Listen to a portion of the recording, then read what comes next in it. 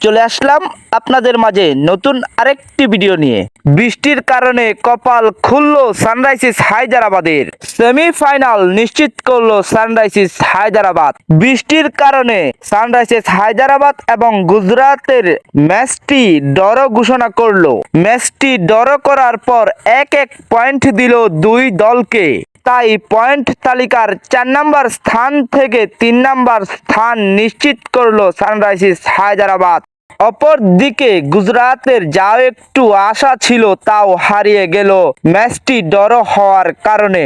Gujarat point তালিকার 7 নম্বরে থাকার কারণে আইপিএল থেকে বাদ পড়ে যাবে।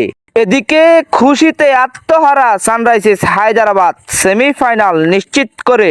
তবে ভিডিওটি আর বেশি বড় করলাম না। এতক্ষণ পর্যন্ত কষ্ট করে আমার ভিডিওটি দেখার জন্য আপনাকে অসংখ্য ধন্যবাদ। যদি ভিডিওটি ভালো লাগে তাহলে আমাদের চ্যানেলটাকে সাবস্ক্রাইব করবেন। পরবর্তী ভিডিওটি পাওয়ার জন্য লাইক দিয়ে পাশেই থাকবেন। সবাই ভালো থাকবেন, সুস্থ থাকবেন। দেখা হবে পরবর্তী আরেকটি ভিডিওতে। আল্লাহ হাফেজ।